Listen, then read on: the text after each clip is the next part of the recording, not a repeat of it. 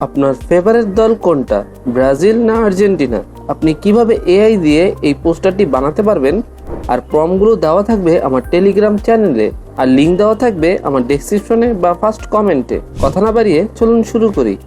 আমরা প্রথমে জেমিনি বা চ্যাট জিপিটিতে আসবো। আমি ফার্স্টে চ্যাট জিপিটিতে আসলাম।